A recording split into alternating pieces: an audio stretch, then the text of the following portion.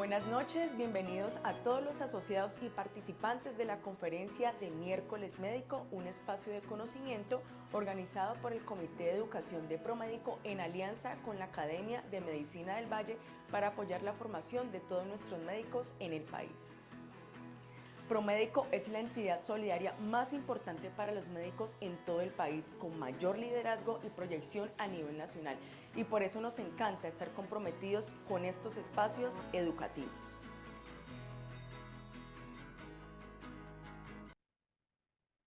Buenas noches. Bienvenidos a otro Miércoles Médico. Completando este mes que ha sido coordinado y moderado por la doctora Melba Franchi de Borrero, tenemos hoy al doctor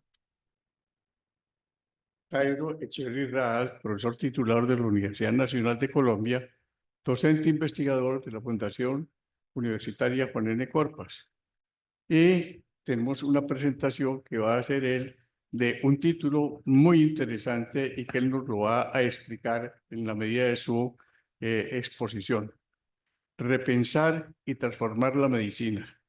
Un imperativo urgente hacia la salutogenia. Tengamos en cuenta esta palabra y la sensatez. Esto es importante. Esto es importante y yo creo que lo que él nos quiere traer, me adelanto a pensarlo, es un mensaje de cómo recapacitar acerca de todo lo que es salud en el país y las condiciones críticas por las que está pasando en este momento la salud del país. Muchas noches, buenas noches, doctor. Bienvenido, sea bienvenido a nuestra academia que en unión y con el Promédico estamos presentando estos miércoles médicos, cuál es una gestión importante de la Academia de Medicina, cuál es llevar el conocimiento a nuestros colegas. Tiene usted la palabra. Bueno, vamos a hacer la presentación del doctor Jairo Echeverri Raad. Él tiene una trayectoria académica de más de 30 años en la Universidad Nacional de Colombia.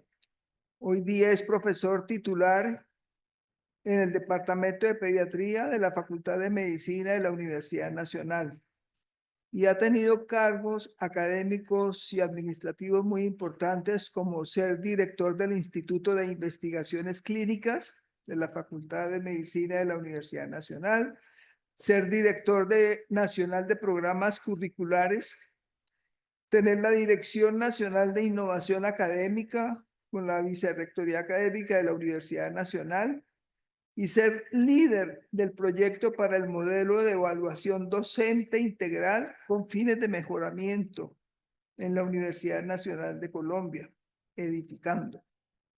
Y líder del proyecto para el modelo de evaluación docente en educación superior con el Ministerio de Educación Nacional. También hizo su práctica clínica no solamente en pediatría ambulatoria, sino en medicina hospitalaria de tercer nivel, y fue asesor para la toma de decisiones de cuidado crítico. También investigador en el modelo salutogénico y la medicina basada en sensatez, que es lo que nos va a comentar esta noche. Muchísimas gracias, doctor Jairo, por su presentación. Muchas gracias a todas y todos. Doctora Morocho, muchas gracias por permitir estar acá a la Academia de Medicina del Valle. A la doctora Melba Franchi, el ícono de la pediatría en Colombia. Y a Promédico por permitir dirigirme a ustedes con estas reflexiones que pretenden ser ligeramente transgresoras para motivar la discusión y el diálogo. Yo quiero, antes de continuar, expresar mi agradecimiento infinito a mi esposa, María Patricia, a mis hijos, Daniel y Sophie, a mi madre, Betty, a mi suegra, Alicia, a mis hermanos, Elizabeth, Jorge y Dilia, y a sus esposos, Mauricio, Adriana y Charlie, y a mis sobrinos, David, Juliana, Natalia, Juanita, Sebastián y Nico, y a Lina en Estados Unidos, y al cuñado Felipe, su esposa Cristina, y a toda la familia extendida, porque sin ellos no podría estar acá. Pero además pedirles excusas, porque por estar preocupado por estos temas, no pude dedicarles todo el tiempo que se merecen. Entonces yo quisiera, por favor, que nos concentráramos en 4 temas como hilos conductores de esta presentación, que tienen que ver en primer lugar, es que deberemos generar los espacios para pensar, porque estamos en el día a día en una vorágine de problemas que no nos dejan pensar para dónde vamos. Estamos en un tren descarrilado que no sabe para dónde va y todos ahí haciendo lo mejor que podemos en el marco de la medicina, pero que pensemos que la medicina es una parte del ser humano y no determina la salud del ser humano. Es un elemento adicional que deberemos explorar, pero que la salud del ser humano está relacionada con la medicina, pero la medicina, desde mi perspectiva, no genera salud. La medicina contiene la enfermedad. Y el otro elemento que quiero que pensemos es que si nos detenemos a pensar y lo hacemos con sensatez, es probable que vayamos adelante. Quiero traer esta máxima de Max Planck, que decía que una verdad científica no logra convencer a sus detractores gracias a que les muestra el camino o les hace ver la luz, sino eventualmente porque esos detractores fallecen. Y las nuevas generaciones crecen en el nuevo paradigma. Dicho de otra manera, creo que estamos en un paradigma que ha terminado su ciclo y es necesario imponer un nuevo paradigma.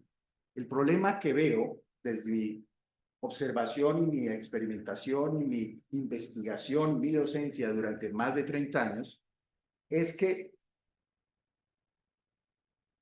el paradigma existente es tan fuerte no porque sea verdadero, sino porque se ha sostenido con base en errores sistemáticamente construidos para que nosotros estemos creídos de esa falsa verdad. Y mientras eso no sea derivado, no sea eliminado, nosotros no podemos pasar a un nuevo nivel de volver a... Muy bien. Esta presentación, que esperamos vaya a durar 40 minutos máximo, es realmente un extracto de un documento que escribí hace un par de años y que sometí a publicación para una revista muy prestigiosa, la cual me fue devuelta, después entendí que no era la causa fundamental por el cual me fue devuelto por su gran extensión. Entonces, en función de eso, decidimos hacerlo libro. El libro se llama Salutogenia y Medicina basada en sensatez, una alternativa a la crisis de la medicina basada en la evidencia y la salud. Entonces, el contenido que tiene el libro, al igual que esta presentación, tiene un modelo epidemiológico. Desafortunadamente tengo esa distorsión que empieza primariamente mostrándoles a ustedes el problema que yo veo, comillas, de salud.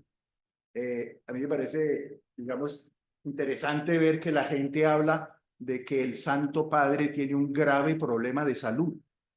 Cuando uno tiene un grave problema de salud, quiere decir que tiene buena salud. Más bien, ¿no será que tiene un grave problema de enfermedad? Entonces, les quiero presentar ese problema. En segundo lugar, desde mi perspectiva bastante respetuosa, propongo qué está ocasionando realmente ese problema. El origen de los problemas de salud o enfermedad son el hombre y no hay nada más que decir al respecto.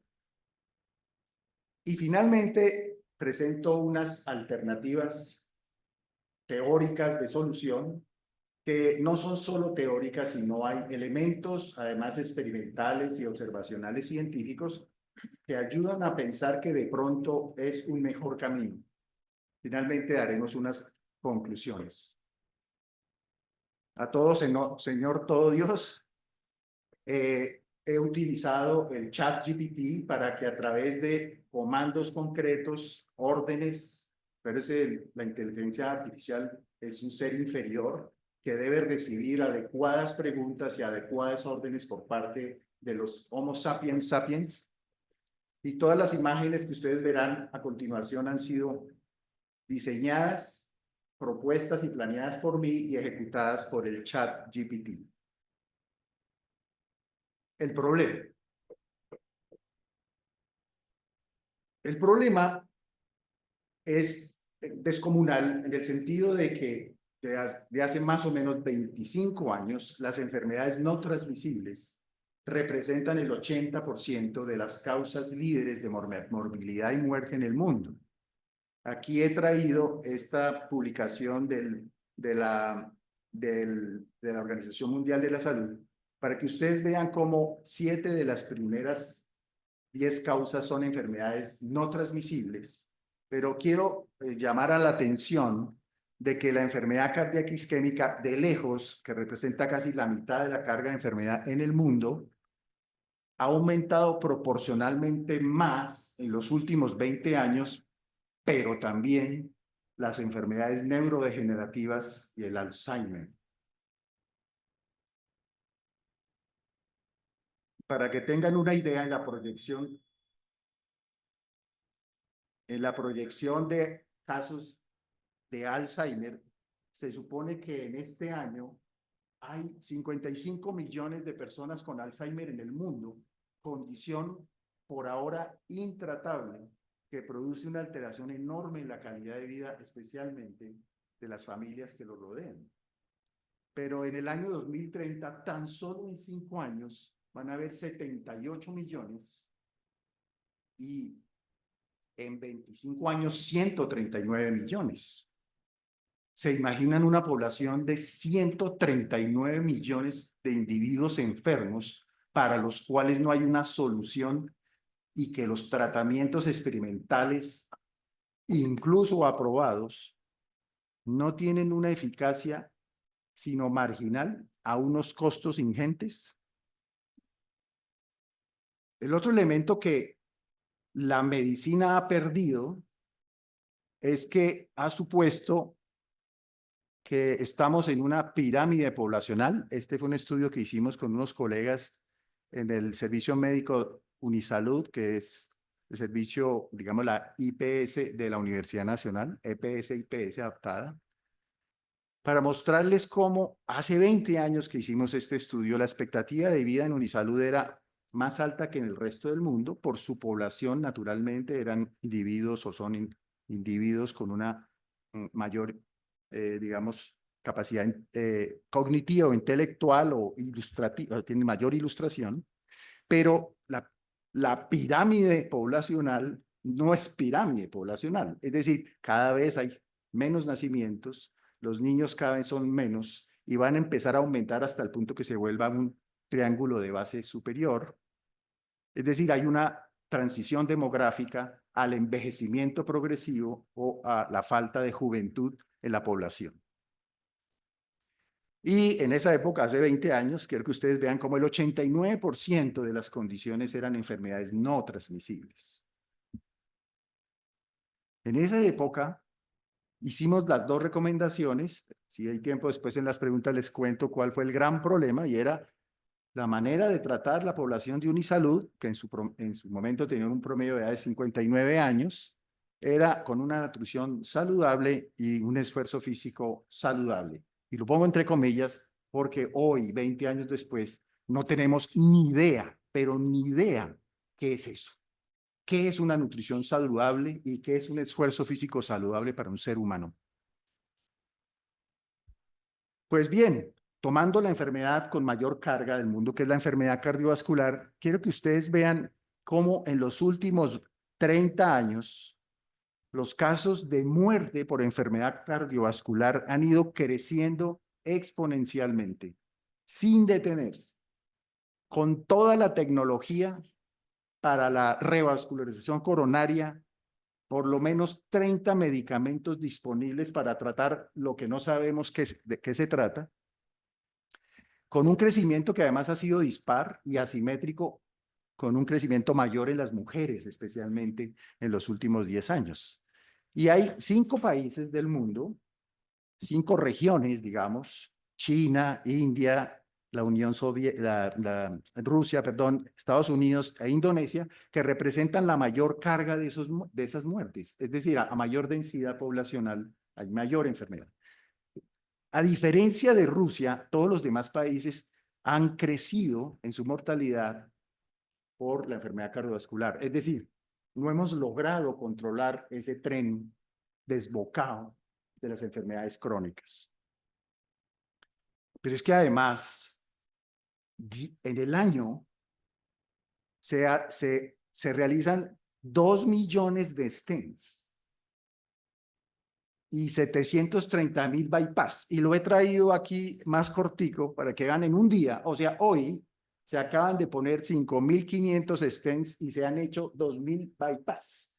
Naturalmente es posible que estas intervenciones hayan evitado las muertes de estos seres humanos a los cuales se les hizo el procedimiento, pero no han afectado a la creciente mortalidad por enfermedad cardiovascular y las demás.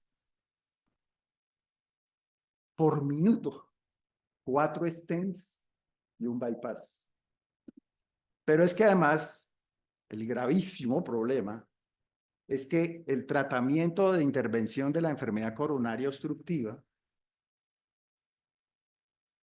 tiene un mercado anual de 7.700 millones de dólares, con un crecimiento del 4.7. Está creciendo la enfermedad neurodegenerativa, está creciendo la enfermedad cardiovascular y está creciendo el costo para tratar eso. 1/4 de todos los gastos en la atención de la enfermedad coronaria están en Estados Unidos. Y aparece otro elemento de ruido en este error.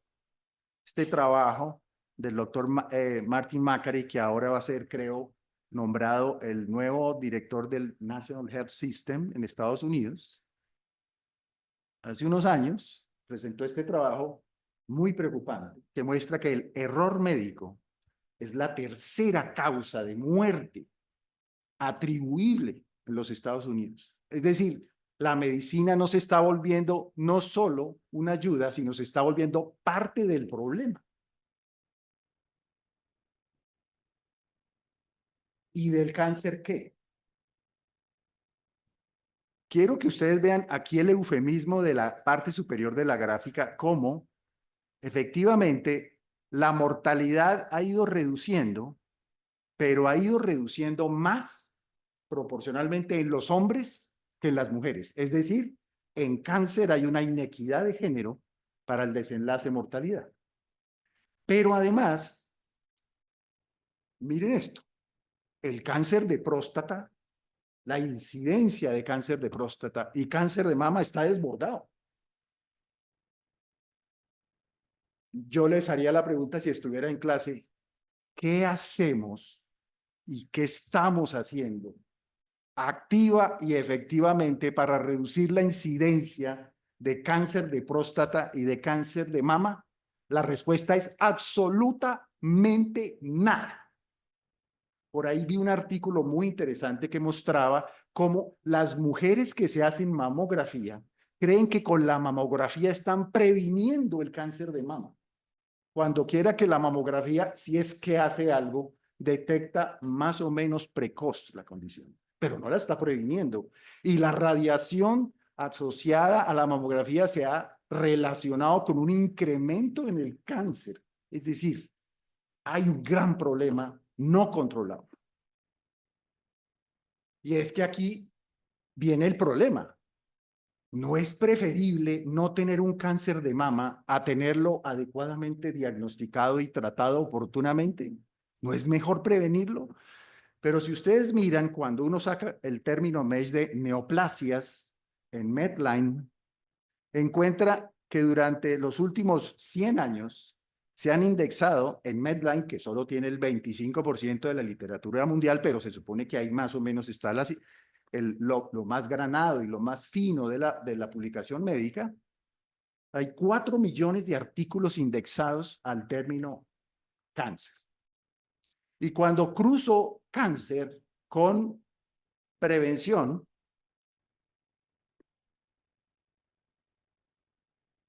la tasa se reduce a la frecuencia se reduce a 172.000 en 100 años.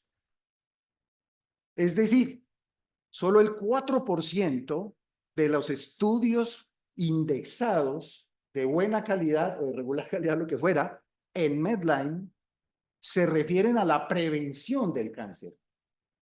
Y cuando le digo, y evaluado a través de un ensayo clínico, la probabilidad de tener un ensayo no clínico, sino preventivo en cáncer es el 0.2% de toda la literatura mundial. Entonces estamos consumiendo recursos, conteniendo el cáncer, desapareciéndolo, pero no evaluando su causalidad y por lo tanto su prevención y su promoción.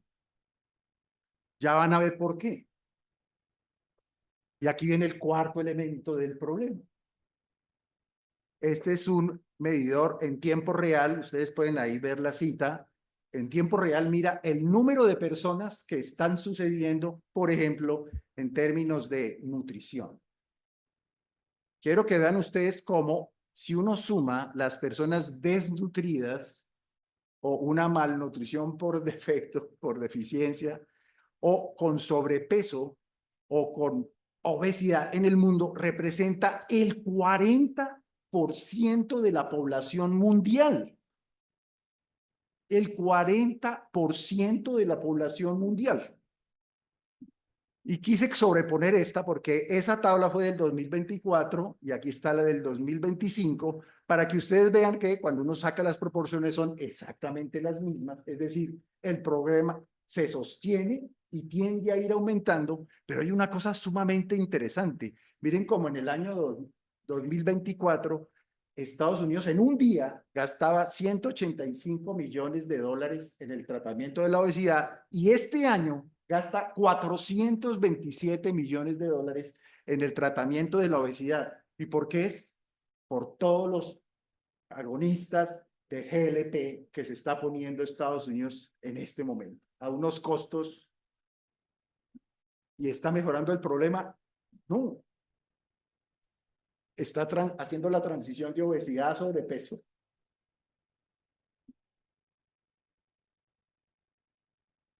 ¿Qué pasó? Uy, se acabó.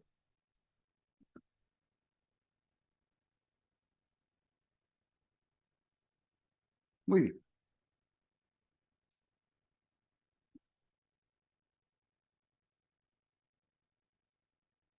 Para que vean que esto es una pandemia, en Estados Unidos, solo 7 adultos norteamericanos tienen salud metabólica.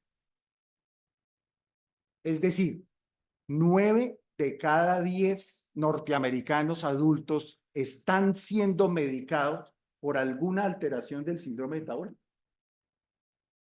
Pero la cosa que además es terrible, aquí está el artículo, me faltaba decirles es que esta sesión se está grabando y podrían después entrar y mirar los detalles para que, ahí están las citas, toda la evidencia que aquí muestro ha sido objeto de búsqueda específica, análisis crítico, síntesis e integración, y al final está mi correo, todos los que estén interesados me escriben y con mucho gusto les envío toda la información sin costo alguno. Muy bien. Pero el problema es que en la población trabajadora de la salud, especialmente si lo hace de noche, el 96% de los trabajadores de la salud tienen enfermedad metabólica en Estados Unidos. Ahora, todo esto, quiero decir, es información de Estados Unidos donde hay data. Es posible que aquí en Colombia estemos muy bien al respecto. ¿Cómo puede un ser humano dar salud si no la tiene?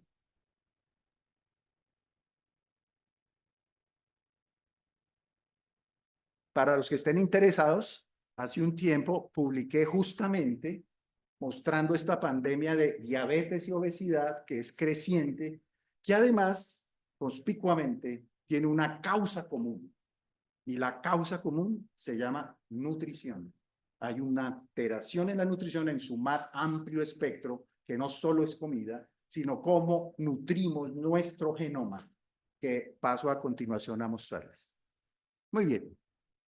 Entonces se ha visto que una manera de ver el progreso en salud de una población es ver su expectativa de vida.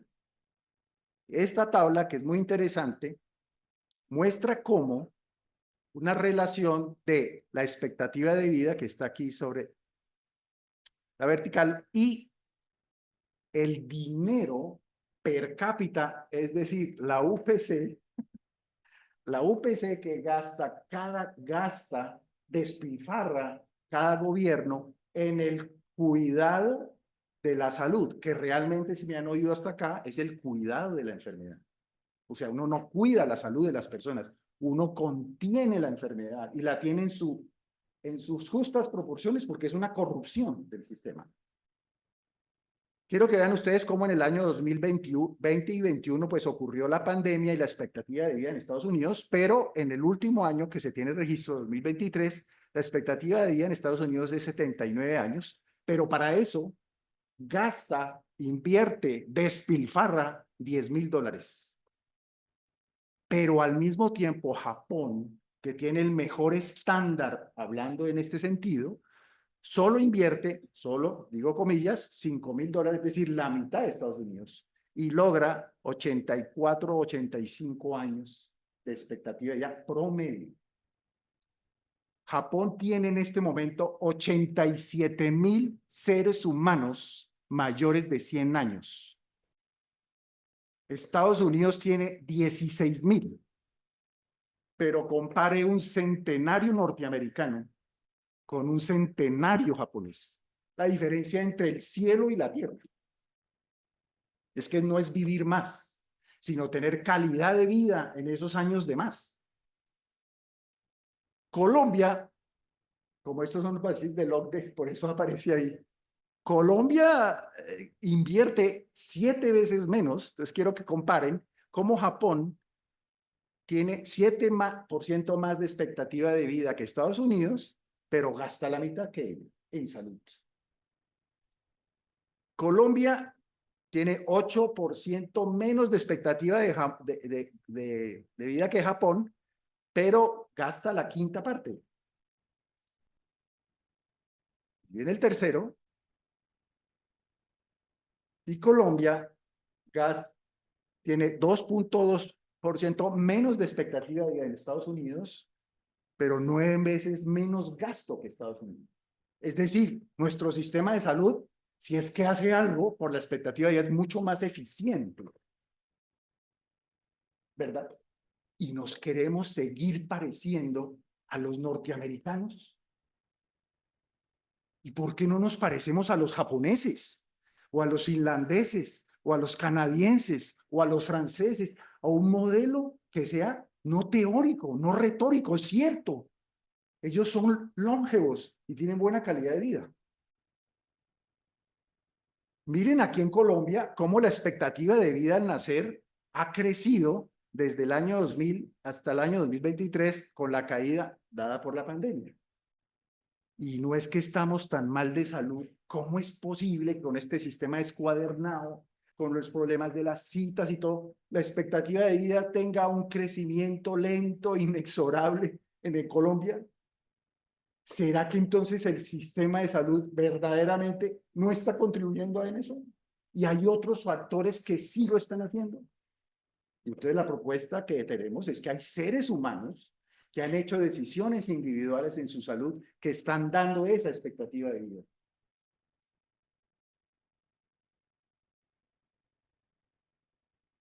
Y aquí está la tasa de mortalidad, lo mismo. Entonces dice, no, es que este sistema de salud nos está matando. No, ha aumentado la tasa de mortalidad significativamente, como para decir que este sistema, dada su descuadernamiento, nos está fregando la vida. Y es que uno ve la vida desde la medicina como un vasto hospital lleno de medicamentos para la solución de problemas cuyas causas ni se quieren tocar. Como decía un médico anatomista norteamericano, la mitad de los medicamentos podrían botarse por las ventanas si no fuera porque los pájaros se la comen. Y entonces llegamos a la triste realidad del ejercicio clínico de la medicina. Un paciente que lleva muchos minutos de espera, que en 15 minutos se le hace su historiografía y su contexto y se ve sus problemáticas biopsicosociales a espaldas de un doctor que está afanado porque se le está acabando el tiempo. Y eso se llama atención primaria en salud. Es decir, la atención primaria es la atención de seres humanos enfermos, a los cuales hay que rápidamente salir del paso y seguir con el siguiente.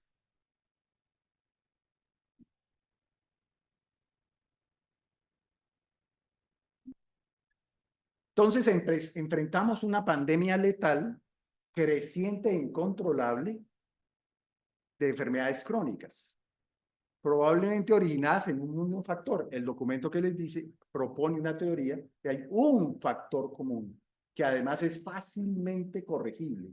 El problema es que no es financieramente adecuado para el sistema. Primero, porque el sistema no le puede pagar a usted hechos no cumplidos. Acabo de prevenir 10 neumonías. Siga así. No, y no me vas a dar un dinero para compensar. No, no, espere que le dé las neumonías y ahí sí le pago. ¿Cómo vamos a ver? Hay una causa fundamental y es que tenemos una condición neurológica de demencia en medicina que se llama anosognosia, y es que no reconocemos la enfermedad grave que tenemos.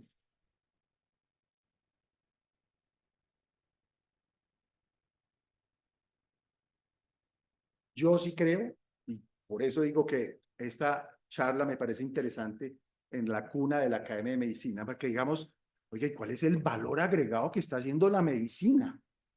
Si es que, ¿o será que es que el oficio y la profesión está resolviendo el modus vivendi del sistema de salud? Sí, eso sí. Y estamos luchando por nuestros derechos laborales, compañeros. Dice, ¿y los derechos de los pacientes? Bueno, ¿y los derechos de los sanos? ¿Quién los cuida? ¿Quién me paga por eso? Muy bien. Con este panorama desolador, paremos a esta parte que es la parte crítica. Desde un modelo epidemiológico, si yo postulo una causalidad clave del problema, pues uno podría intentar resolver el problema apuntando con acciones costo efectivas.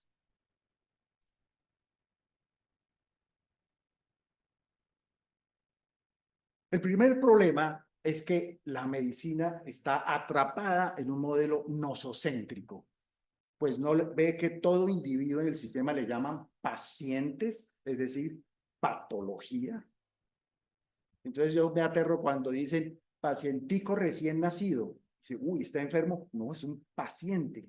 Entonces, ¿será que es paciente de paciencia o está enfermo? Está atrapado entre ese nosocentrismo y por el otro lado la tensión política de la salud pública, pero además, ¿y la salud individual qué?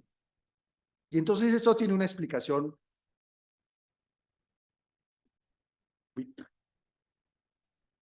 ¿Cómo hago para?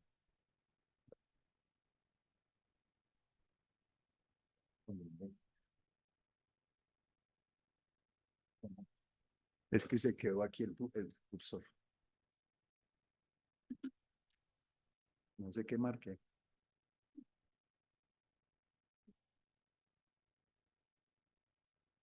Hago esta aquí. No, disculpe, después me perdona estos 5 minutos. ¿Verdad? Ah, bueno, ya.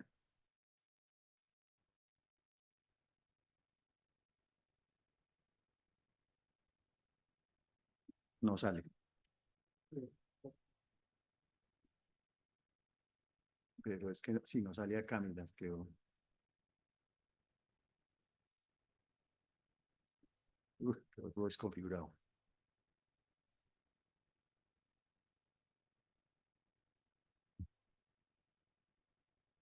¿Qué pasó? Ah, sí.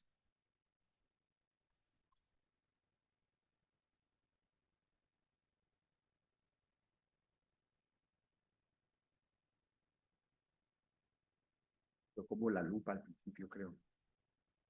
Yes, perfecto. Muy bien. Bueno, muy bien, qué pena, pues el problema técnico, pero, o sea, vamos 5 minutos más, ¿no? Porque no fue problema mío.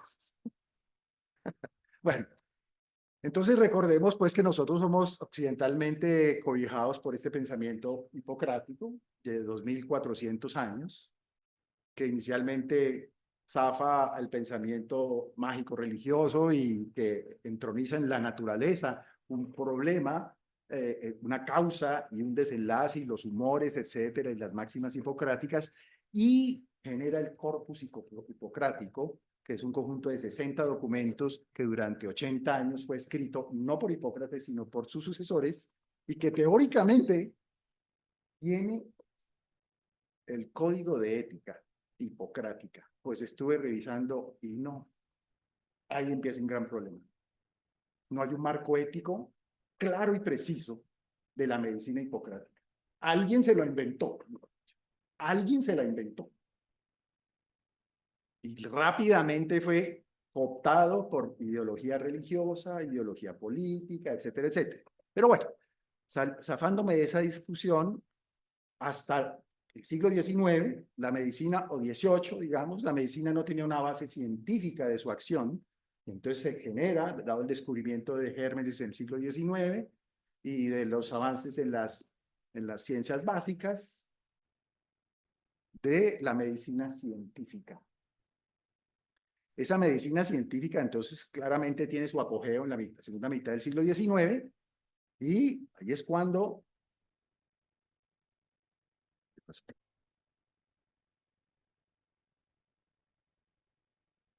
Principios del siglo XX, Flexner visita durante 2 años todas las universidades de Estados Unidos y su diagnóstico es desastroso, diciendo la educación universitaria estadounidense es un desastre, necesitamos volverla más científica. Y él, como un acto histórico, hace la reforma del currículo universitario, inicialmente dirigido a las carreras de medicina, derecho y teología, porque eran las que daban más poder. Pero, como verdolaga, se viralizó. En este momento hasta Japón y China tienen el mismo modelo flexneriano. Y ese modelo flexneriano, como vamos a ver, privilegia la formación universitaria, comillas, científica, comillas, biológica, en un currículo que se llama NH, es decir, un individuo se atiborra de conocimientos científicos en la primera parte de su carrera, lo que llamamos ciencias básicas y que en muchos lados llaman preclínica, es decir, la carrera se divide en preclínica y clínica. Y clínica significa enfermos. Y entonces uno dice, ¿y dónde están los sanos? ¿Dónde está el niño sano? El adulto sano, el anciano sano, la materna sana. ¿Dónde? Desaparece en el currículum la posibilidad de ver individuos sanos porque se centra en la clínica y se centra en los desenlaces, se centra en la enfermedad y sus resultados intermedios, pero no en su causa. Y se centra en la técnica. Y eso sí, con toda certidumbre, acá se marcó la deshumanización del ser humano, porque no hay manera con un currículo flexneriano de ser humanista, no hay manera. Estorba. Vamos a ver filosofía y antropología humana. Uy, profe. Uy, no. Hábleme de tuberculosis, hábleme de falla cardíaca, hábleme de eclampsia. Yo, sí, pero eso no. Y el tercer gran problema de esto fue la especialización prematura. Les recuerdo que tanto Rockefeller, la Fundación Rockefeller, como el Johns Hopkins fueron los que cristalizaron el modelo, creando un hospital con 4 especialidades: medicina interna, cirugía, ginecobstetricia y patología. Desapareció la pediatría. Desapareció del firmamento.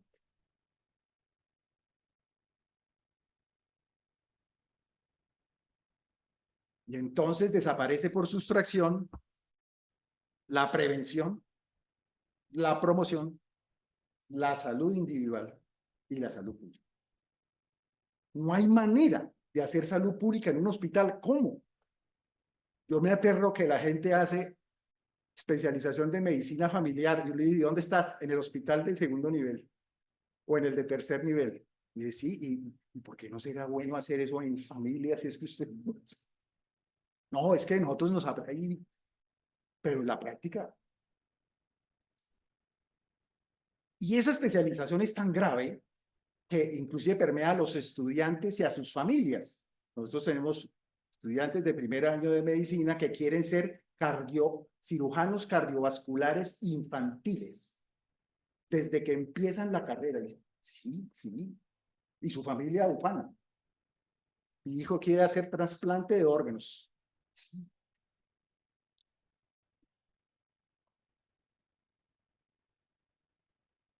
Y entonces, problemas que no tengan un epistema claro, por ejemplo, los problemas de enfermedad mental, más que eso de salud mental, dice, ¿la salud mental es tema del psiquiatra o del psicólogo o de quién? No, después miramos. Y xenofobia violenta.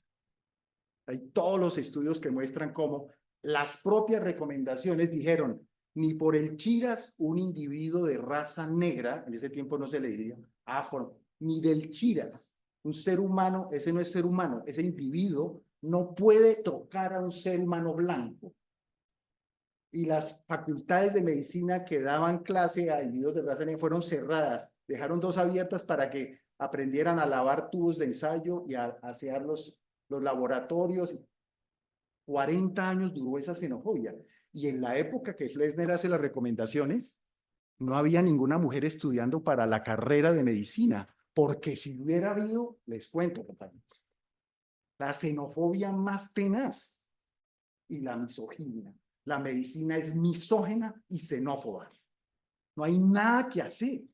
Además, por los desenlaces. En Estados Unidos a las mujeres les va peor en todos los desenlaces ginecológicos, obstétricos, cardiovasculares, etcétera, etcétera.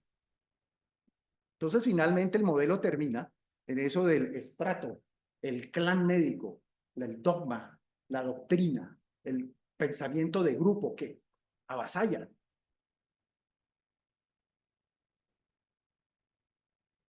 Entonces, quiero mostrarles, es como en ese modelo, todo el mundo, claramente el doctor Carlos Agualimpio me decía, él tenía un ensayo que iba a publicar y me decía, yo tengo firme convicción de que cuando la Segunda Guerra Mundial ocurrió, el mundo quiso resarcir creando la organización, la ONU y la Organización Mundial de la Salud, que ustedes ya saben en 1948 cuál es la definición de enfermedad, como es salud, no es la presencia de salud física, sexual, biológica, económica, y no solo la ausencia de enfermedad.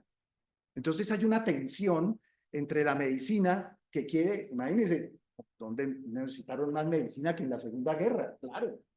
Pero ahí aparece entonces la Organización Mundial de la Salud haciendo contrapeso hacia la salud pública, digamos.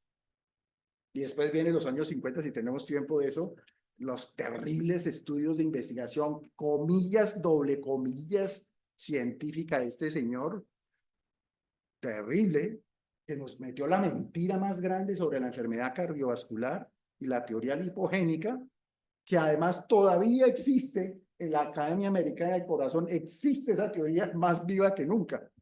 Y luego aparece la FDA, mire que la FDA, que es Food and Drug Administration, y del food, pero además fue resurgida después de 60 años de haberse creado por la crisis de la talidomida, es decir, porque empezó los medicamentos a hacer efectos adversos indeseables. Y ahí los trabajos de la Corte de Framingham y el estudio de coronario de Minnesota, que mostraron que los estudios de Kiss eran equivocados, pero duraron engavetados y publicados 30 años después. Eso es una cosa deliberada, ¿no?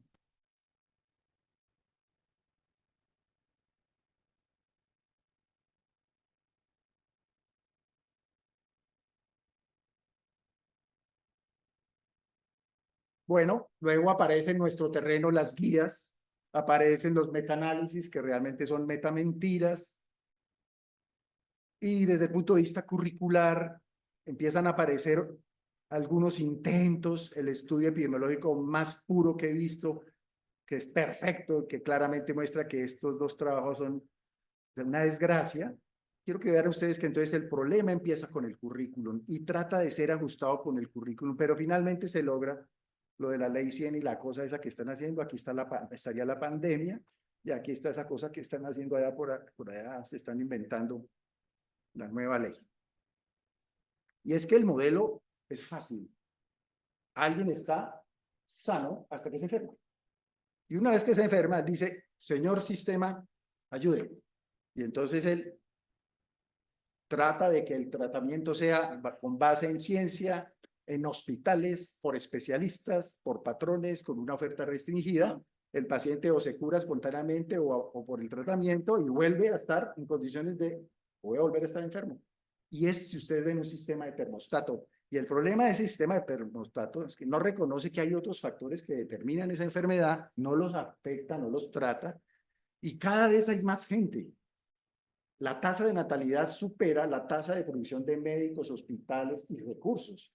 Entonces, ¿qué pasa? El sistema se recalienta y entonces el cuidado dice, no, señor, le voy a hacer a usted más bien la auditoría, la glosa, le voy a restringir, no sé qué, porque yo solo puedo siempre dar el mismo producto.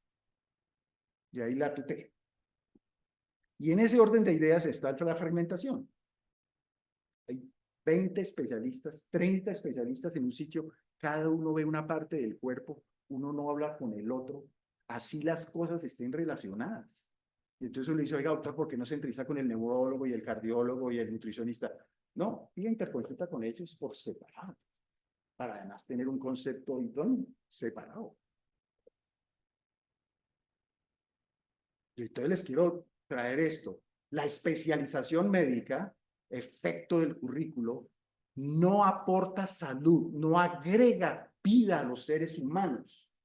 Este trabajo muestra cómo, por ejemplo, cuando los especialistas en coronarias, enfermedad coronaria, están en congresos, los pacientes en Estados Unidos se mueren menos de eventos coronarios.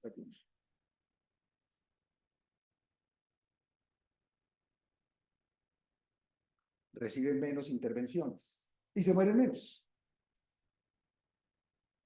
Y este trabajo, que es espectacular, muestra cómo 10 médicos de atención primaria por cada 100,000 aporta 51 días de vida a esos pacientes, mientras que 10 especialistas, solo la tercera parte.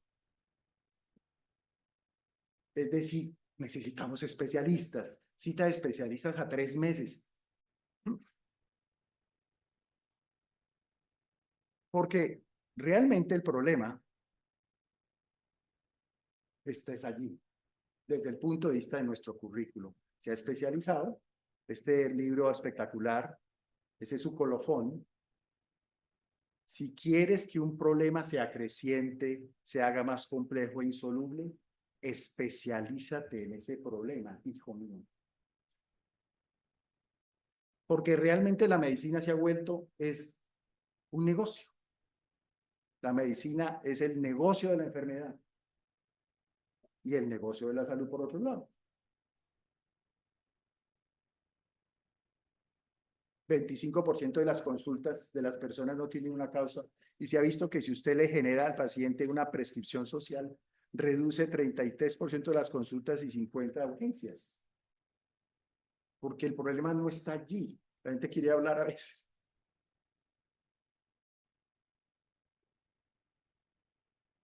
Muy bien.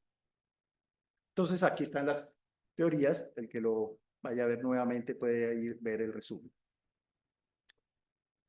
Este punto es crítico.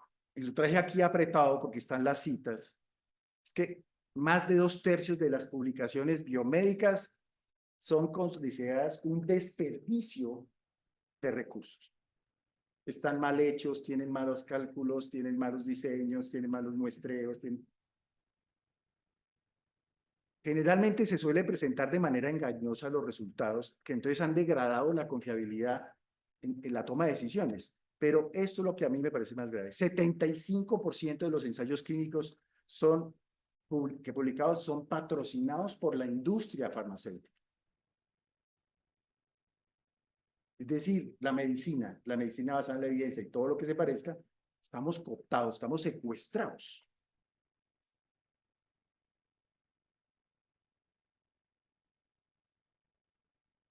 La respuesta, pues, es que es urgente. Y es que es importante saber que lo primero que tendríamos que hacer es definir nuestro marco ético de ejercicio profesional, redefinirlo, pero además saber que la salud se deriva de las adecuadas exposiciones de nuestro genoma. Y la mayoría de las exposiciones de nuestro genoma tiene esta forma de J invertida, es decir, pocas dosis producen poca respuesta, pero en la medida que está subiendo va mejorando la respuesta, y si pasa uno de tuerca puede tener un efecto tóxico. Es decir, comer en exceso es dañino, comer en escasez también. Hacer ejercicio en exceso es dañino, y así sucesivamente. Lo traje aquí a colación es porque el deporte, por ejemplo, es un invento asociado a riesgo donde se vea. El deporte no deja nada bueno, aumenta los riesgos de morir y le da trabajo a los ortopedistas. Claro. Entonces, un modelo en el cual uno podría hacer un benchmarking es el que hizo Japón. En 15 años logró progresar de ser una potencia, de ser un país diezmado física, moral, emocionalmente tras la guerra, y en 15 años ser una de las 20 potencias mayores del mundo, y en este momento tener la mayor expectativa de vida del mundo con calidad de vida. Y entonces dijeron, si nosotros arreglamos el ambiente social, económico, ecológico, etcétera, la biología humana, etcétera, entonces vamos a impactar la ocurrencia, reduciendo la ocurrencia de la enfermedad. Por lo tanto, ese termostato va a estar en sus justas proporciones, la capacidad instalada del sistema ese de atención va a estar allí, y mientras tanto, entonces se genera una nueva condición, que es la que es individuos que capacitan su capacidad, perdón la redundancia, de responder física y mentalmente, conductualmente, ante todos los retos que le presenta el medio ambiente. Y entonces se genera una nueva condición, que es salud y función. Y esto es lo que deberíamos. ¿Dónde está la medicina acá? No está por ningún lado. Y si usted tiene salud y función, genera un círculo virtuoso hacia este lado, hacia el bienestar. Y si usted tiene bienestar, tiene un gran problema en Japón, es que además está solo. Y ahí el Ministerio de la Soledad. Entonces, ¿qué hacemos para corregir lo de la soledad? Y es que el modelo es realmente sencillo, al menos en esta gráfica, y es que todos nacemos con un genoma. Y ese genoma, en la medida que uno va creciendo, se va exponiendo a diferentes factores que hemos llamado en el argot exposoma.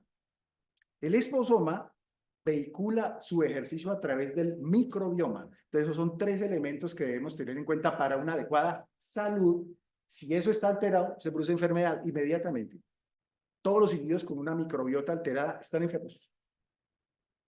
Entonces, ¿qué pasa? En esa lógica, si usted expone adecuadamente su genoma con las buenas dosis de eso, de buenas dosis de alimentación, de nutrición, de sueño, de ejercicio físico, de suplementación, de sol, de estudio, etcétera, etcétera, usted logra sobrepasar lo que nosotros tendríamos como expectativa de vida y tener allí entonces un tiempo que se llama longevidad máxima. Esa longevidad máxima con salud.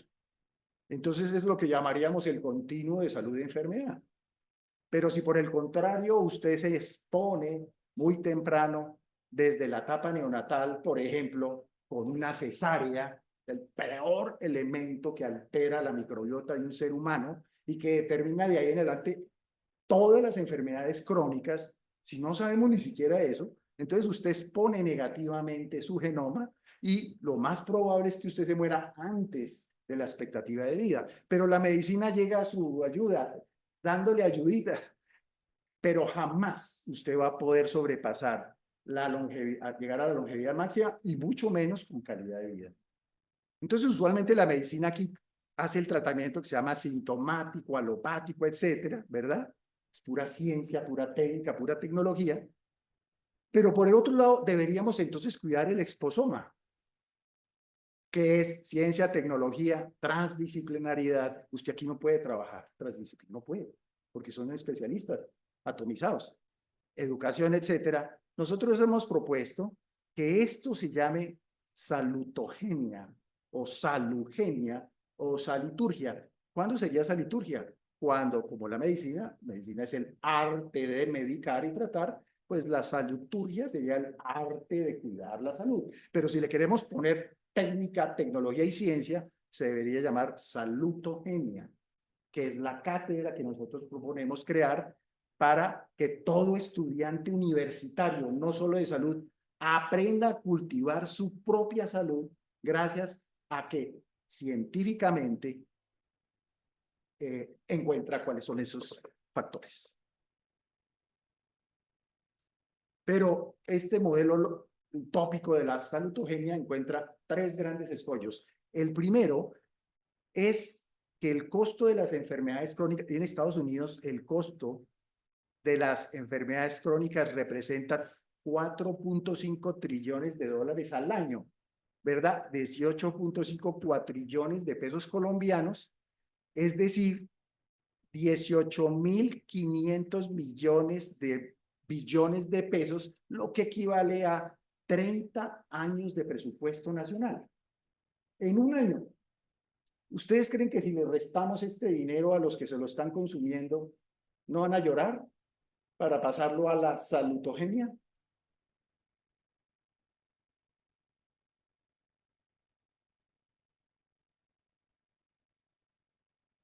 Y aquí viene el segundo elemento, que es un escollo, y a eso me refería, y es que examinados recientemente los juramentos, comillas, profesionales, hipocráticos, como se llaman, de las carreras, en todas las carreras de medicina de Estados Unidos, no existe una homogeneidad, una cierta coherencia ética de esos juramentos, al punto en que 22% de los juramentos en Estados Unidos los construyen los estudiantes el día anterior a hacer el juramento. Yo juro, no en honor a Dios, sino en honor a mí mismo, hacer lo siguiente. Si usted durante su carrera no tuvo un marco ético, y entonces, ¿qué estamos formando? ¿Qué ser humano estamos formando? Estamos instruyéndolo técnicamente. Bueno. Y el otro elemento que es gravísimo es que, y esto es una medición que hicimos aquí en Colombia, en la Universidad Nacional de Colombia, y es que solo 7 de cada 10 trabajadores de la salud están en capacidad de leer críticamente un artículo, sintetizarlo y decidir aplicarlo en su vida. Y cuando nos vamos a los especialistas, a los residentes, la tasa de alfabetismo cae al 3%. Entonces, estamos atrapados entre dos cosas. Una es que no queremos reconocer el gran problema que tenemos, pero además tenemos esto que se llama agnatosia, que no es de mi cosecha, pero me parece interesante, y es que ha sido construida la ignorancia o la idea equivocada de la verdad por alguien que está interesado en conocerla, que la conozcamos, que no la aprendamos y que no la cuestionemos.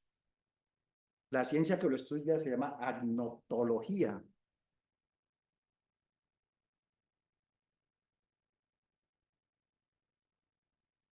Y entonces el modelo, tomando el modelo japonés, es ¿por qué no científicamente hacemos revisiones sistemáticas de aquellos factores que exponen al ser humano y lo entregamos a la sociedad a través de modelos educativos en la universidad inicialmente y luego en el colegio?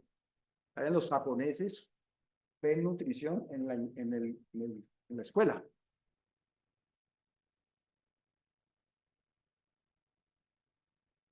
Bueno, y entonces estos son los factores del esposoma. Nosotros tenemos la propuesta de entrenar 100 profesionales de la salud en la lectura crítica y hacer revisiones sistemáticas en torno a esos aspectos para definir las dosis mínimas y las dosis máximas. Y que eso tenga un contexto. No es lo mismo a temprana edad, recién nacido, o un adulto, una adulta, un trabajador activo, un deportista, etcétera, etcétera. ¿Cuánto de eso requiere ese ser humano?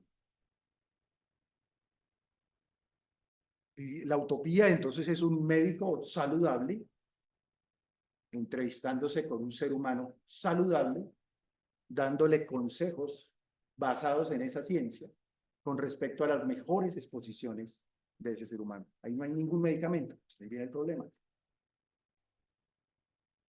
Entonces hay tres conclusiones. Estamos inmersos en una pandemia. Esta realidad ha sido promovida por un pensamiento uniforme y acrítico,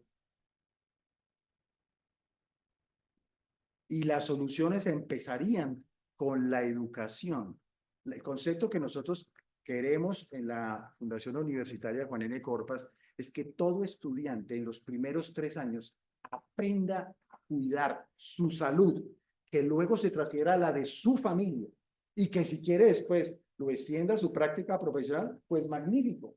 Pero no puede ser que uno no aprenda salud en una facultad de salud. No tiene sentido.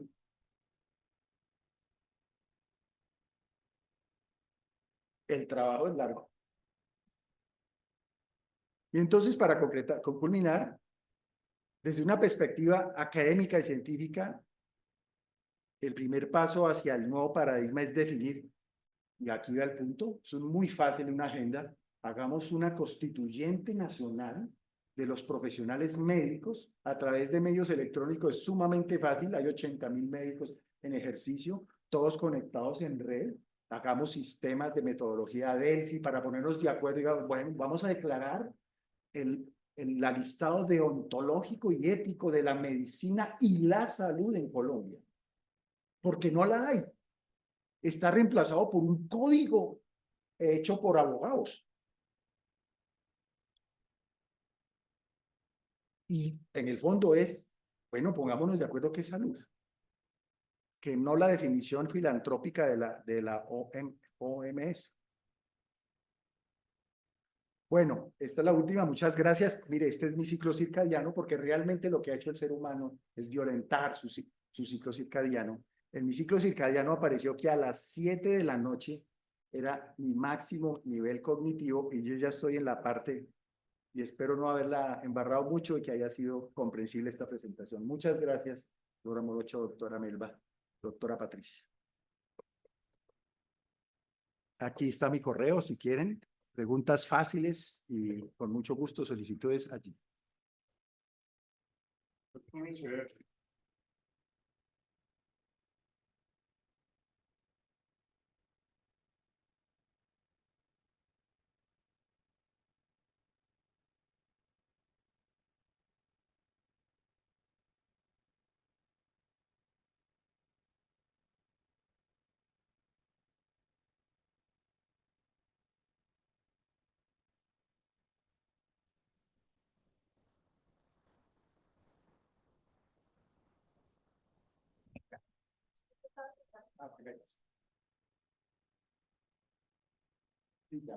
Doctor Echeverry, estaba diciendo yo que al principio dije que había en su título una palabra que era la salutogénesis y que usted en su charla nos la iba a aclarar, porque así solamente para nosotros no era tan comprensible. Llegada a esta situación y oírlo después de una hora, creemos que se necesitaría inclusive más tiempo para poder charlar con usted al respecto, porque aparecen demasiados interrogantes en la época moderna que estamos viviendo. Hoy en día, y en esto tenemos que tener mucho cuidado, estamos hablando al respecto de la inteligencia artificial. La pregunta de entrada, como para usted, doctor, es, ¿qué piensa usted sobre la inteligencia artificial y su ayuda en la educación médica? Bueno, eso sí. Bueno, ¿cuánto tengo para esto? No, mentiras. Pues quiero confesar que yo llevo 20 años trabajando en inteligencia artificial en las formas, digamos, más primarias, haciendo modelaciones matemáticas de modelos multivariados, modelos de predicción diagnóstica. Y la inteligencia artificial no va a poder sobrepasar a la inteligencia natural hasta que la inteligencia natural, artificial, logre tener emociones y un sistema de pensamiento autónomo. La inteligencia artificial trabaja siempre con los insumos que un ser humano le introduce en la base de datos para que de allí haga una integración. Y en eso sí es muy eficiente. Si usted es muy buen clínico y logra recuperar los mejores datos clínicos representativos de la verdadera condición del individuo y los mete en la inteligencia artificial, ella le puede, además con la probabilidad pretesatada a cada uno, sacar el listado en 2 segundos. Es decir, ella nos puede reemplazar en términos de hacer diagnósticos.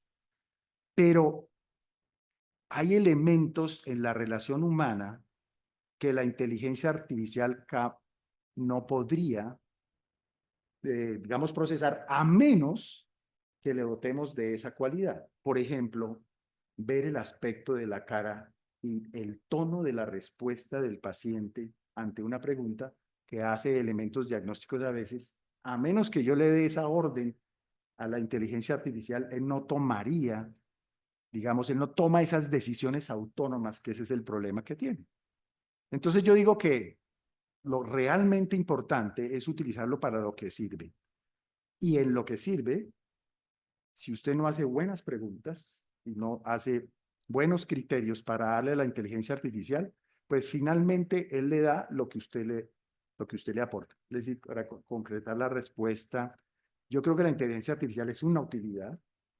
Hay especialidades que se van a ver muy afectados, porque si usted le da una imagen codificada con 10.000 datos que lo pueden identificar, que se puede magnificar 1.000.000 de veces, la inteligencia artificial le podría decir, inclusive en una imagen digital, diagnósticos con un grado de precisión que el ojo humano estaría en incapacidad de hacer. Pero cuando el ejercicio es clínico, yo veo muy difícil poder modelar todos esos datos cualitativos, digamos, o blandos en una relación médico-paciente a través de un sistema de algoritmo que es eso.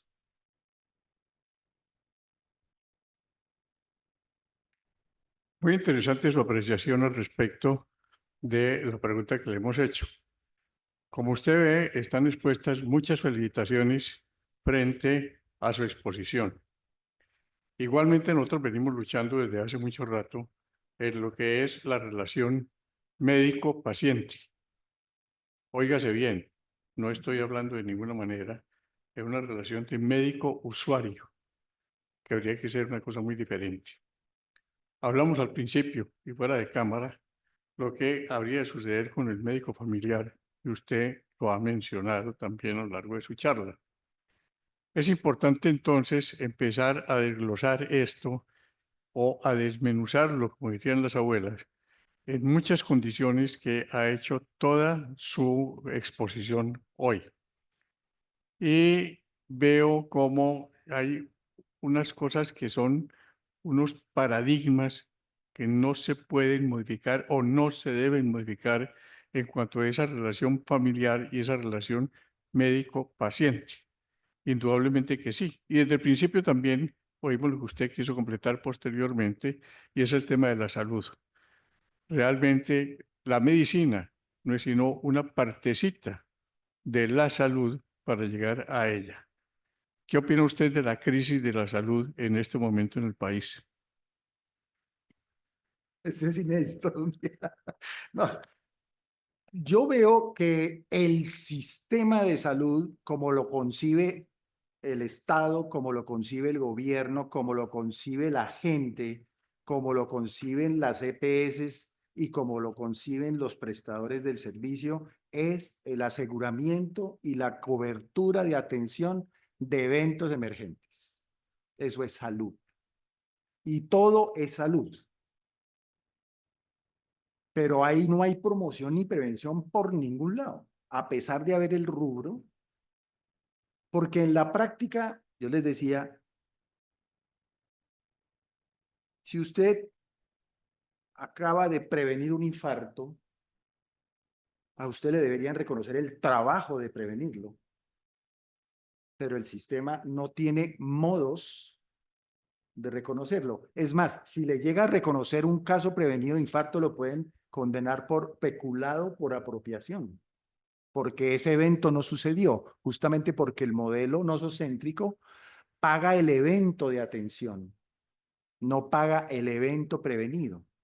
Y entonces, como eso no va a pasar en el Estado que se quiere lucrar de eso, deberemos es hacer el ejercicio educativo para que la gente no llegue al sistema de enfermedad a buscar la cobertura, sino que prevenga la enfermedad. El problema es cómo hacer eficiente y viable un sistema que mantenga individuos saludables y que le sea rentable tener individuos saludables. Y entonces una propuesta es que lejos de la que está proponiéndoles un grupo, un equipo interdisciplinario de la salud, no de la enfermedad, trabajando mancomun. Ahí hay arquitectos, ahí hay ingenieros, ahí hay psicólogos, ahí hay nutricionistas, ahí hay, etcétera, hay todos los saberes necesarios para mantener esa salud, que se les entrega a una población con unas determinantes sociales, biológicas, unas cargas de enfermedades, y se le dice, maestros, mantengan la salud de esas personas en esos estándares, pero eso sí, si usted reduce la mortalidad, le voy a modificar acá. Si usted reduce el número de infartos, le voy a dar una bonificación. Es decir, en el único momento en que yo reciba un reconocimiento social y económico por prevenir un desenlace, va a poder pasar de la utopía a la realidad. Pero mientras eso pasa, es necesario empezar a cultivar la salud en esos seres humanos en riesgo de enfermar. Y ahí está la educación en la universidad. Todo estudiante universitario debería aprender a leer críticamente la literatura para que él mismo tome las decisiones de qué es lo mejor para su salud y la de su familia. Hay una pregunta.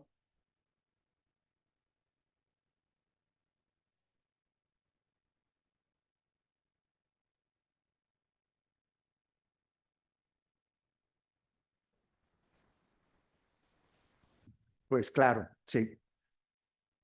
El problema es que la especialización concentra un episteme en la solución de un problema concreto, pero esa solución es alopática. Es decir, tienes dolor, analgésico.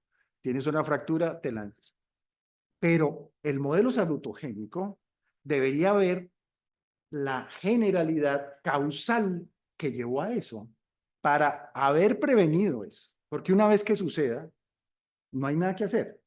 Por eso la propuesta mía, cuando yo empecé a a volverme ex especialista es que yo colocaba generalista en pediatría. Y un profesor por allá me levantó y me dijo, doctor, esa especialidad no existe. Le dije, pero es que no es una especialidad, es la esencia. Es decir, el médico general está mal puesto, ese adjetivo está mal puesto. Uno debería ser médico generalista. Y un médico generalista está en capacidad de ver todos los ámbitos del desarrollo del ser humano. Dicho de otra manera, si yo me especializo en salutogenia, pierdo el año. Yo me debo generalizar en la medicina. Y todo estudiante, así luego vaya por una especialidad, debería tener una aproximación generalista. No sé si ustedes han sufrido todos estos problemas de salud con familiares cercanos, pero un individuo entra a un hospital y se fragmenta en 20 órganos. Y cada órgano, cada especialista formula un medicamento que posiblemente tenga interacciones negativas con otros y no hay nadie quien orqueste ese problema de enfermedad en ese caso. Entonces, para no llegar a eso, prevengamos. Para que no se vuelva retórico, prevenir debe ser costo efectivo y debe ser lucrativo para el que prevenga. Es decir, a mí me deberían pagar al menos una porción de lo que vale tratar un infarto agudo del miocardio. ¿No le parece? Le pongo esta. La cesárea, desde el punto de vista biológico, es el peor estrés para un recién nacido. Pero para el ginecostetra resuelve el problema. Para la madre de pronto también. Si yo le dijera, le voy a pagar más por cada recién nacido saludable que tenga a los 6 meses, y eso depende de si hacen menos cesáreas, pero le voy a pagar más por hacer menos cesáreas. ¿Usted cree que los ginecobstetras hacen menos de las cesáreas que realmente se necesitan? Yo digo que sí o no. Yo no creo que el problema sea exactamente ese. No creo que el problema sea exactamente ese. Yo creo que hay que analizar un poquito más las causas por las cuales un ginecobstetra llega a ser una cesárea éticamente. Entonces, cuando usted tiene una hemorragia, cuando usted tiene una placenta previa, cuando usted tiene de pronto un desprendimiento prematuro de placenta, cuando usted tiene un sufrimiento fetal posiblemente por una circular o doble circular de cordón, la única solución que tiene es hacer una cesárea. Y yo creo que están perfectamente justificadas. Yo estoy de acuerdo con usted en esto. Llegaron las condiciones actuales del modernismo donde pronto la paciente y su marido le decían al médico, yo quiero que nuestro hijo nazca, por ejemplo, ahora el 5 de abril.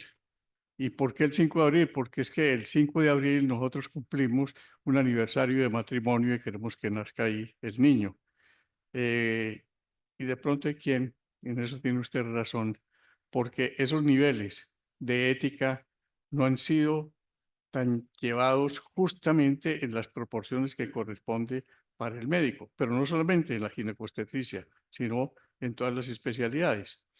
De allí que aparece una cosa que allí es interesante con alguien que preguntó antes, ¿qué va a suceder con las especialidades dentro de ese sistema? Que es lo que estamos viendo allí. Pero luego encuentro otro modelo que hay ahí abajo que es podría tener más énfasis en promoción y prevención con miras a evitar la inequidad, como incorporar el modelo de educación en ciencias de la salud, interviniendo el individuo, la familia, los colectivos y la población. Esto es muy importante porque realmente, y usted lo está diciendo, salud se basa específicamente y en una forma que debe ser masiva en los sistemas de prevención y promoción de la salud. Eso es lo que pretendemos realmente en los sistemas. Pero hay una cosa, una afirmación que usted hizo que a mí me preocupa muchísimo. La UPC no alcanza dentro de las condiciones que establece este gobierno para que pudiera hacerse nada de esto. Eso no nos da ningún resultado ni para hacer salud, ni para hacer medicina, ni para pagar a los médicos o a los agentes de salud. Estoy totalmente de acuerdo, porque es que además somos un país pobre. No hay nada que hacer. El problema que creo yo es que si aumentamos la UPC, eso va a mejorar el gremio y el sistema, pero no va a mejorar la salud. Pues toda la evidencia muestra eso, eso no es eficiente. Entonces, ¿cómo hacemos? Porque es que realmente yo lo que veo en las nuevas propuestas de reforma de salud es cómo logramos capturar los recursos y acumularlos centralmente para distribuirlos a discreción de, uno sabe de qué, cuando uno dice, oiga, y en la prevención y en la promoción, ¿qué estamos haciendo? Que el modelo predictivo y no sé qué cosas, si uno dice, pero en la vida real, ¿eso cómo se va a llevar a cabo? Ah, ya, sí. Doctora Melba. No, yo sí quisiera preguntarle, después de que el profesor Villarreal, ¿cómo ve usted el marco ético actual de la profesión? El problema es que hay tantos marcos éticos como profesionales de la salud hay, desafortunadamente. Y como lo he dicho, cada quien, si tuvo a bien tener una buena familia, estar en un buen escenario y rodearse de una práctica profesional de sus profesores adecuada, pues es un albur. Pero si uno le toca la otra lado del modo, es decir, ¿yo cómo puedo enseñar ética cuando el comportamiento de los profesores es antiético? Pero para que además ustedes vean el problema, yo cuando le pregunto a los estudiantes de medicina, ¿cuántos médicos generales, es decir, en ejercicio, de lo que usted iría a hacer tan pronto se gradúe y de lo que es su título, tuvo contacto durante su carrera de medicina? Y me dicen, ninguno. Ninguno. Entonces, ¿yo cómo puedo emular éticamente a alguien que ni siquiera me fue expuesto? Entonces, yo veo la ética del doctor que le va muy bien con sus pacientes, tiene muy buenos ingresos y un Mercedes-Benz. Esa es la ética. Esa es la ética. Es así de triste. Es que así es, de pragmática. Para un adolescente, que es la mayoría de los estudiantes, ese es el modelo. Ese es el modelo ético. El modelo de usted de todas maneras tiene que sobrevivir, mejorar su modo de vivendi. Claro que sí. Pero ¿dónde está eso de ayudar a los demás? En Latinoamérica, en un estudio que se hizo en 60 facultades de medicina de Latinoamérica, le preguntaron a los estudiantes de primero a 12 semestre, ¿por qué quiere ser médico? Y encuentra uno en los primeros semestres, yo quiero ayudar a los demás. La medicina tiene una base científica muy impresionante. El altruismo y la filantropía es lo que domina.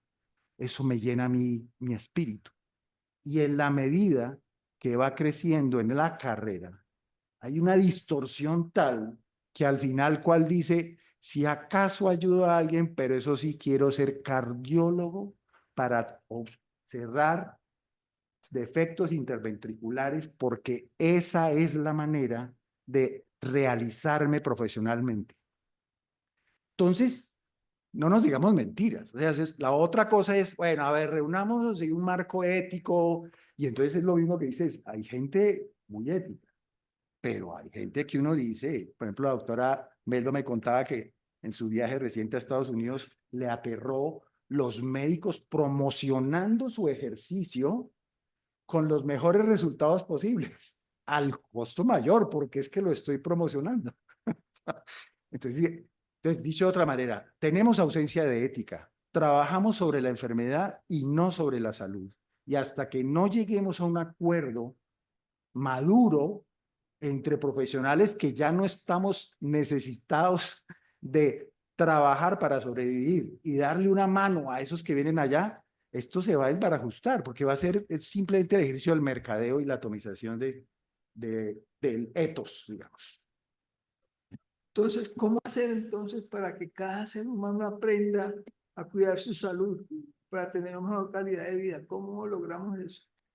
Bueno, esa es la pregunta del millón, pero yo lo que diría es liderar un proceso en el cual desmitifiquemos toda la mentira que hay alrededor de la medicina. Hay una mentira creada para que nosotros seamos consumidores de medicamentos. Por ejemplo, 32 millones de norteamericanos se toman una tableta de hipolipemiante al día para bajar el colesterol cuando quiera que se ha visto que bajar el colesterol, además de ser la hormona del cerebro, aumenta el riesgo de enfermedades neurodegenerativas.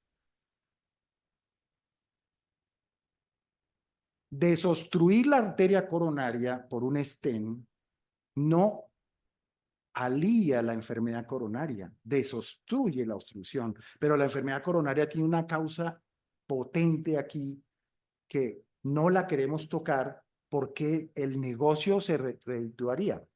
Pongo un ejemplo además de lo práctico.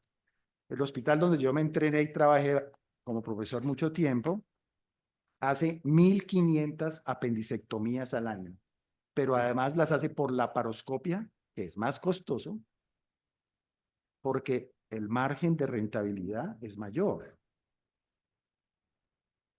Oiga, hay un modelo preventivo que reduce 30%, es decir, de 1.500 bajaríamos a 1.000. Doctor Echeverry, no, ¿sabe qué? No, es mejor, sigamos así en ese estándar porque es mejor.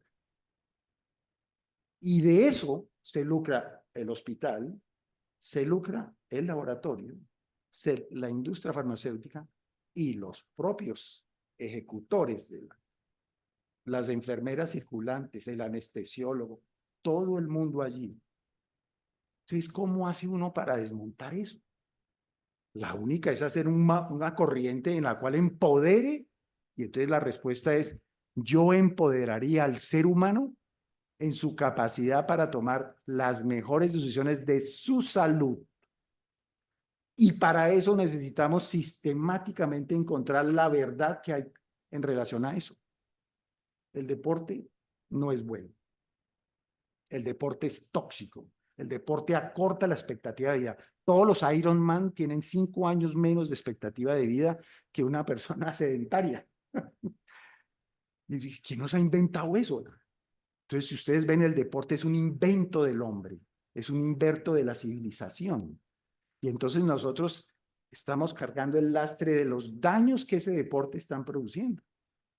Pero el ejercicio físico es necesario. Necesitamos encontrar cuál es la dosis diaria necesaria de ejercicio, de esfuerzo físico que requiere un individuo para tener una buena salud. ¿Cuánto sueño es necesario? ¿Cuánto sueño natural es necesario? ¿Cuánta comida es necesaria? Es más, y volviendo ahí al punto, se ha visto que las personas que restringen su comida y no responden a sus deseos sibaritas, viven más. Viven más. Parece que usted ha hecho un complemento muy grande referente a la conferencia que nos presentó la doctora Melba Franqui el 5 de este mes, donde ella habló mucho al respecto de la necesidad de una familia y de una familia bien constituida. De modo que en eso creo que estamos todos de acuerdo. En la sección de preguntas y respuestas encuentro más bien unas cosas que son interesantes. El doctor Carlos Javier Lozano Triana dice, doctor Echeverry, excelente exposición, saludos. El doctor Víctor Salamanca dice, hay preguntas en el chat, pero no veo más preguntas.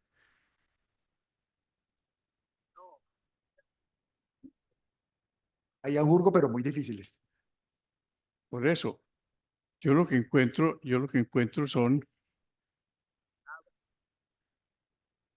por eso, todo lo demás son felicitaciones y nosotros, obviamente, estamos muy agradecidos con usted y lo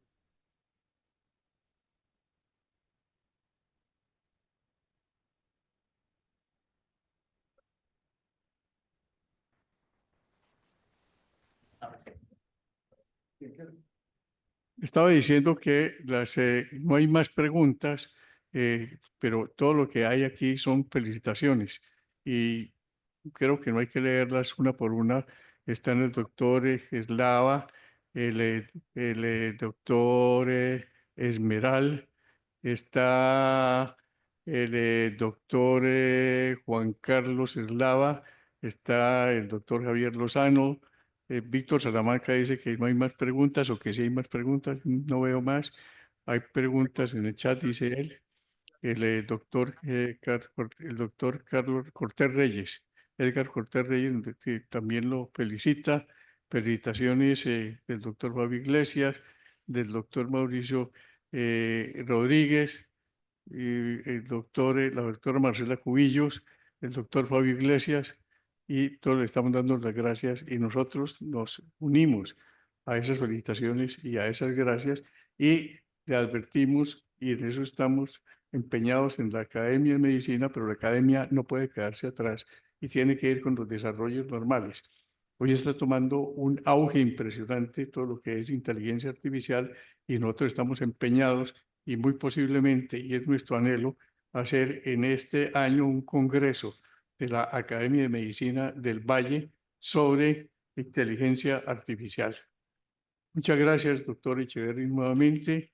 Y estamos por usted a sus órdenes en esta academia y estoy muy seguro que Promédico también lo espera.